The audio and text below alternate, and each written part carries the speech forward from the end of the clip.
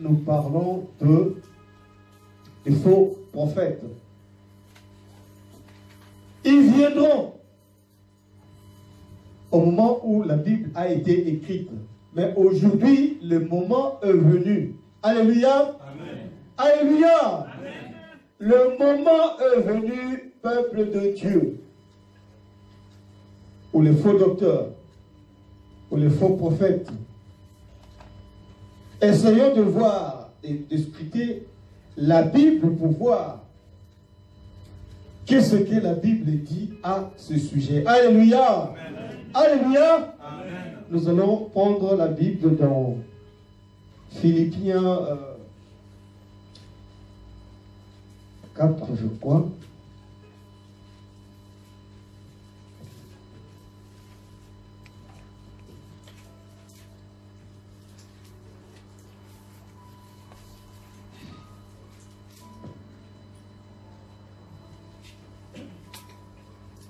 Je vous invite à prendre vos Bibles dans Philippiens 4,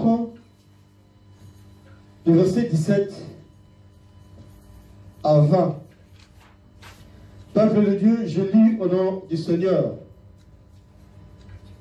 Philippiens, c'est après Éphésiens. Philippiens chapitre 4, le verset 17 à 20.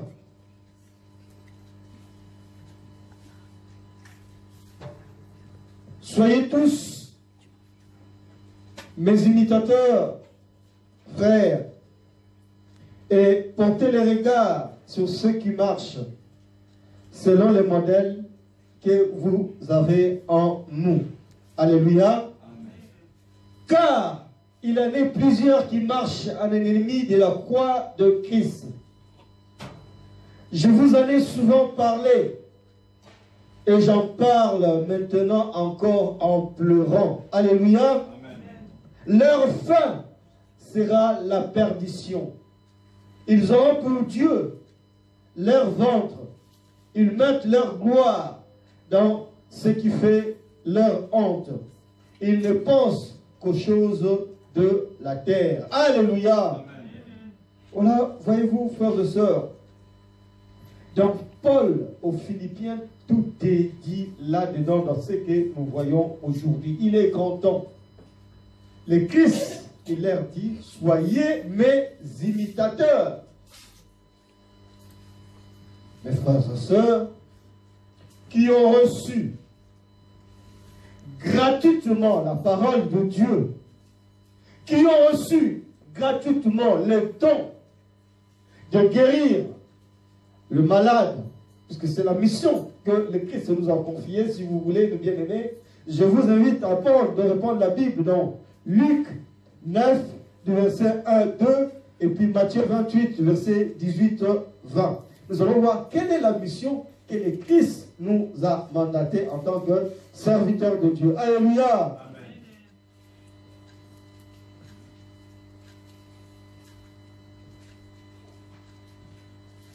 Luc 9.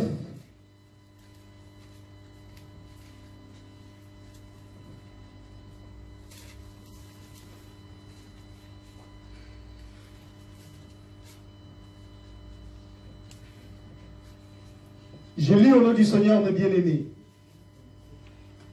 Jésus ayant assemblé les 12,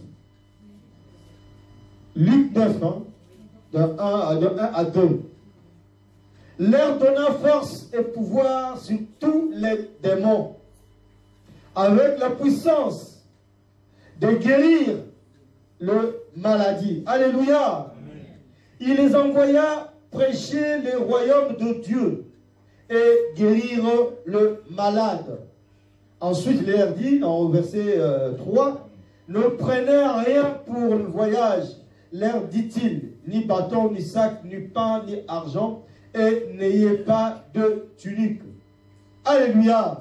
Voyez-vous, frères et sœurs, aujourd'hui, les serviteurs de Dieu, le pasteur, les évangélistes, le diacre et tout cela, nous avons été mandatés pour aller prêcher la bonne nouvelle, afin que les gens se convertissent. Puisqu'il a dit, lorsque le Christ a commencé, il a dit, répentez-vous car le royaume des cieux est proche. Or, nous vivons dans ce siècle où on nous dit de nous repentir car le temps est si proche.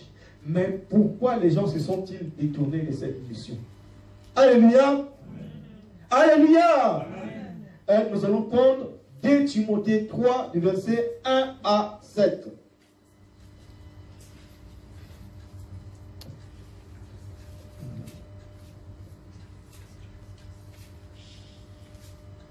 Timothée, c'est après Corinthiens, Philippiens, oui. Philippiens là-bas. Timothée. Mais bien aimé, nous allons scruter les Écritures. Que disent les Écritures? Alléluia! Il faut toujours vérifier les Écritures. 2 Timothée, chapitre 3, le verset 1 à 7.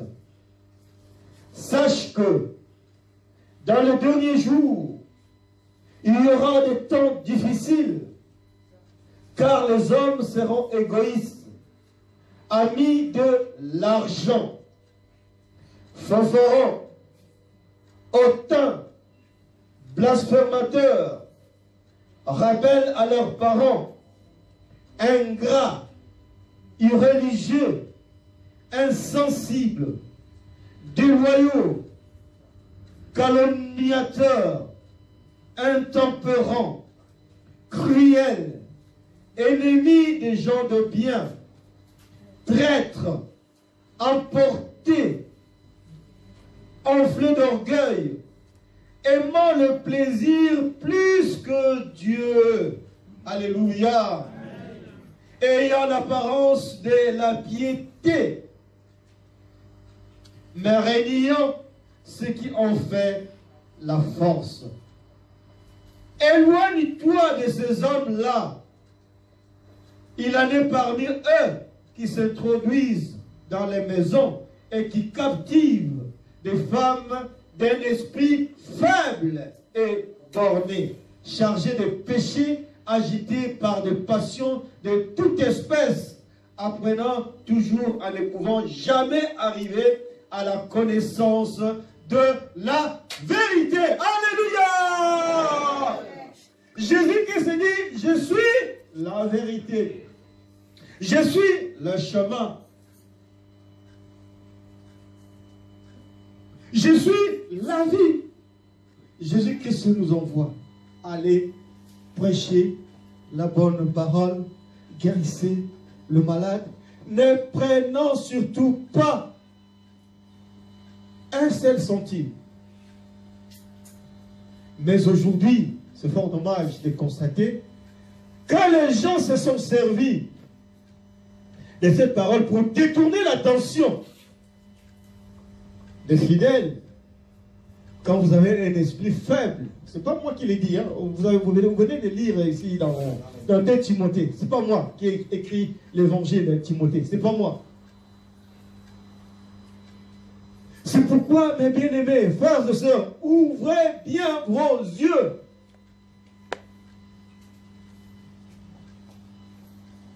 Puisque mon peuple périt par faute de connaissance. Mais là, on vous enseigne d'ouvrir vos yeux. Car beaucoup viendront et diront que vous avez un serpent.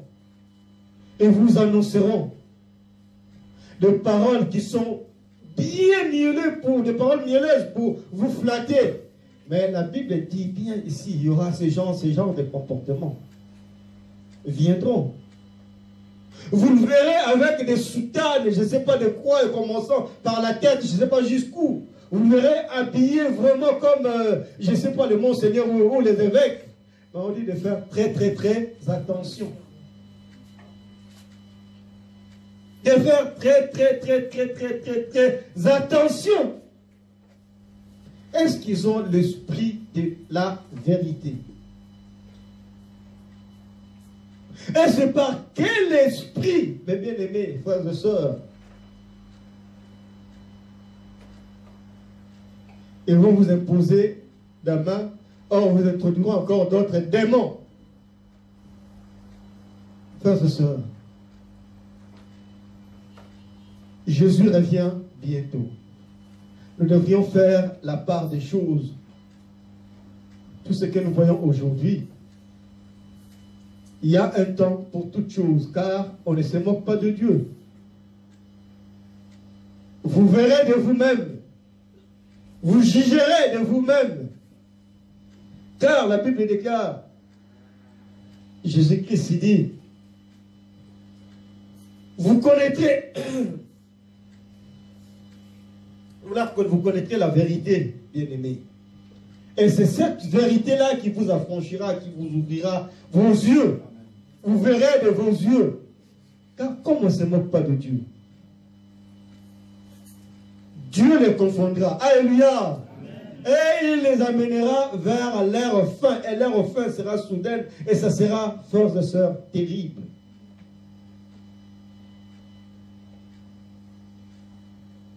Ils pensent beaucoup plus au plaisir mondain qu'à la connaissance de la parole de Dieu. Ils se sont détournés de la mission du Seigneur, d'aller enseigner le peuple de Dieu pour la connaissance de la vérité.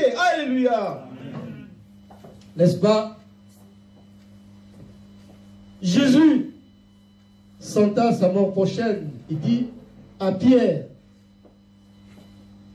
Pierre, m'aimes-tu? Pierre lui a dit, oui Seigneur, je t'aime. Il repose la même question. Alléluia.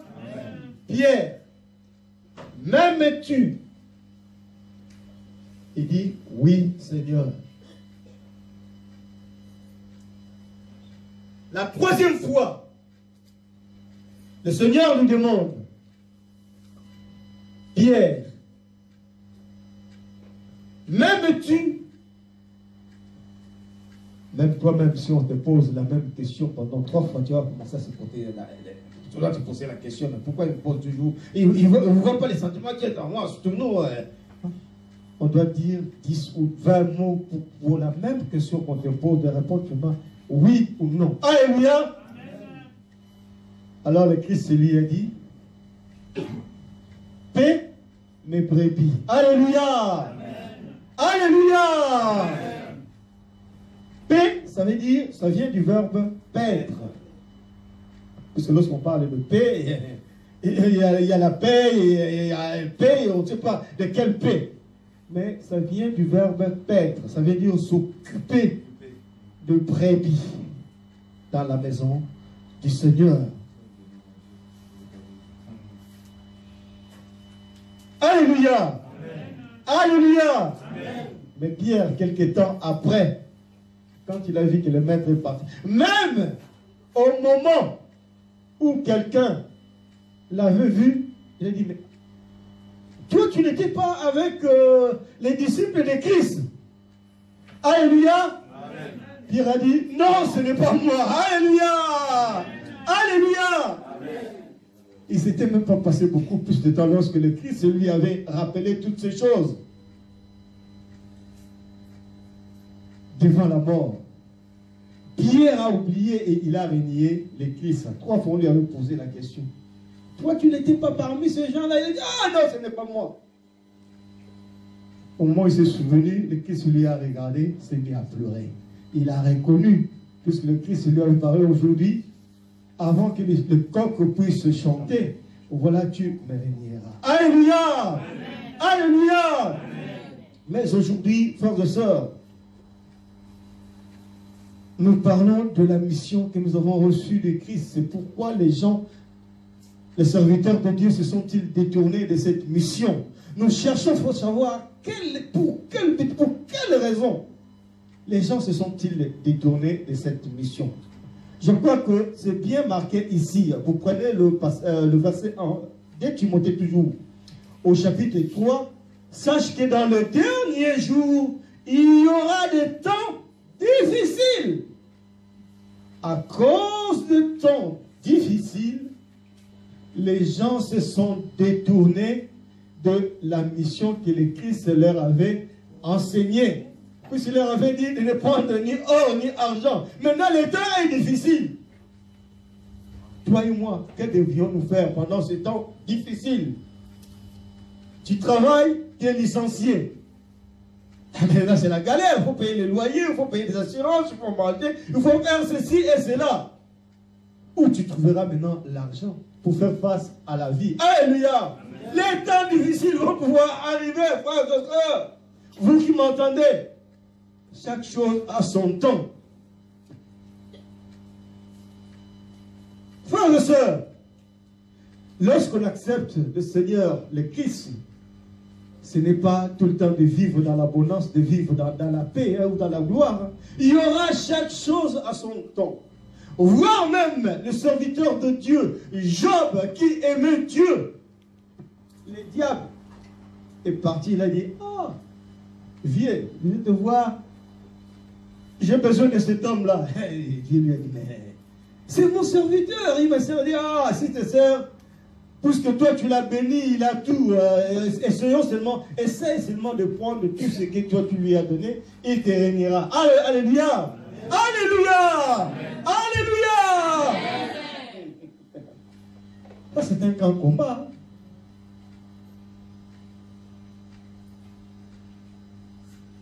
Je vais parler de cela sous plusieurs angles. Vous êtes par exemple une famille toute unie. Vous êtes bien, votre père est là, votre mère est là, vous avez des enfants, vous avez tout, une maison, une voiture. Donc vous ne manquez de rien. Qu'est-ce qui arrive très souvent lorsque le père meurt?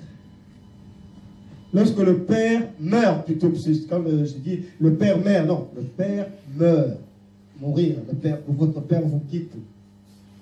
Qu'est-ce qu'on constate très souvent? Famille déchirée. La famille du père vient s'accaparer de tous les biens. Ils vous foutent dehors. Maintenant, et l'avenir de ses enfants. Voyez-vous, frères et sœurs, maintenant le combat commence pour toi. Qu'est-ce que tu dis, mais si tu étais sur le banc de l'école, que deviendra ma vie? Votre mère qui regarde, qui dépendait de son mari vient de l'écouter.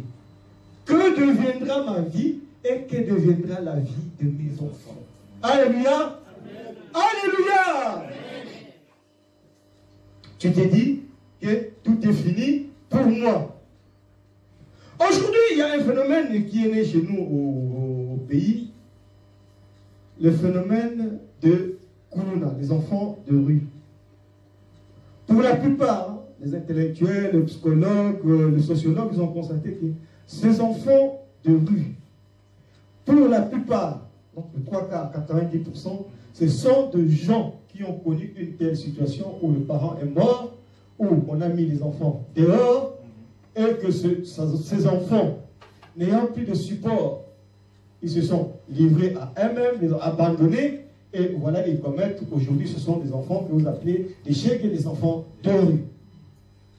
Frères et sœurs, mais toi et moi aujourd'hui, quelle est la leçon que nous devrions tirer à cela face à toutes ces situations? Les temps difficiles arrivent maintenant. Je ne les souhaite pas à quiconque, mais c'est d'être prudent puisque Jésus-Christ nous enseigne, les temps difficiles vont pouvoir arriver. Maintenant, nous sommes dans cette période-là. Que faire? Mais Jésus-Christ t'appelle. Jésus s'est dit, venez à moi. Alléluia! Alléluia! Venez à moi. Pour tous qui êtes fatigués et chargés, je vous donnerai du repos. Tu n'avais pas de travail. Tu avais tout perdu. Tu deviens malade. Très soucieux à cause de tous ces problèmes. Mais regarde mon serviteur Job.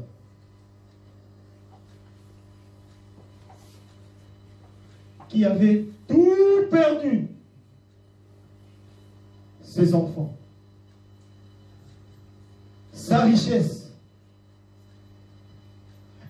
la maladie. Donc, chaque événement, donc, ça se suivait. Il y avait une suite des événements. Il y avait l'argent, pof, on n'a plus rien. Après, il y avait les enfants, pof, il n'y a plus d'argent. Il y avait des moutons, pof, il n'y a plus de moutons. Donc, tu vois quand tu lis les événements de ta vie comme ça, ça se succède. Pendant ce temps-là, que doit-on faire? Qui doit-on implorer? C'est là que beaucoup de gens se disent, mais que deviendrai-je?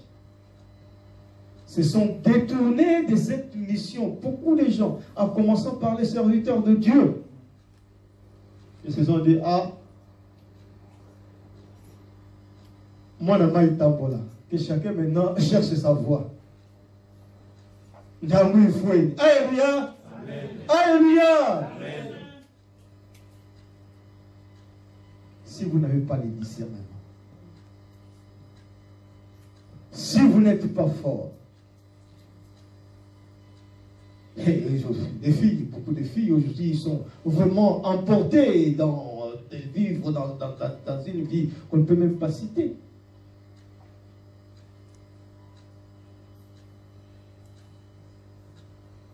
À cause de la vie difficile. Mais toi et moi, le Christ nous appelle. Il dit, venez à moi, vous tous qui êtes fatigués et chargés. Déchargez-vous sur moi de tous vos soucis. Moi-même, j'en prends soin de vous. Alléluia! N'est-ce pas une réponse assurante, bien-aimée, à votre situation? Vous dites, mais Dieu est là, il dit, je suis vivant. Je suis vivant, mon frère, ma soeur, dit l'Éternel. Invoque-moi. Prenons le psaume 91.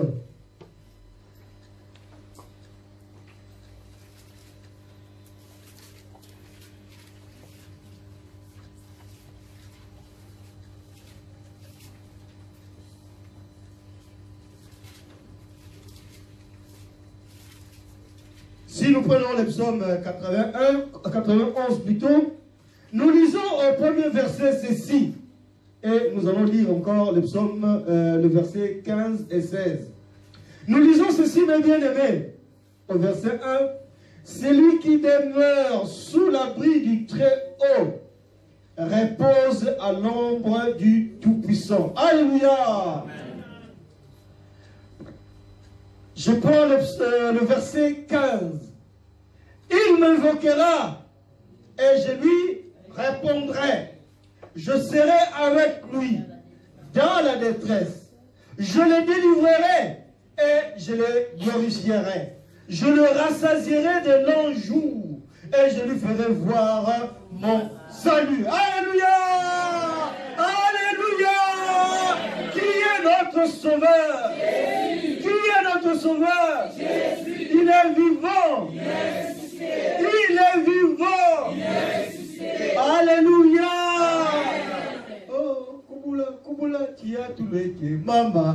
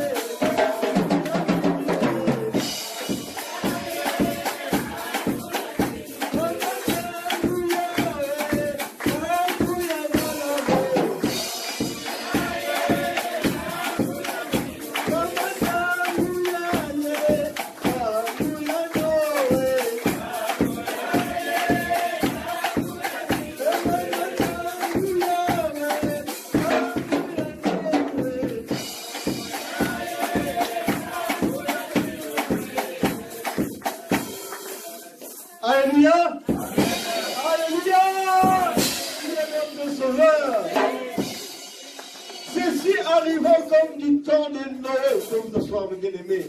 Les gens mangeaient, buvaient, se moquaient. Mais au jour où il a commencé à pleuvoir, ils sont allés voir Noé. Or, Noé les appelait pour dire, répentez-vous. Bien-aimés, répentez-vous. Le royaume de Dieu est proche. Frères et sœurs, vous avez écouté le message ici. Dieu sait bien les choses, Dieu a parlé. L'Esprit de Dieu a parlé. Répentez-vous. Approchez-vous de Dieu afin qu'au temps convenable, lui aussi s'approche de vous, mes bien-aimés. N'attristez pas l'Esprit du Seigneur, frères et sœurs. Croyez en Dieu, invoque-le et il vous répondra. Alléluia. Amen. Que Dieu vous bénisse aujourd'hui, demain, dans les siècles des siècles.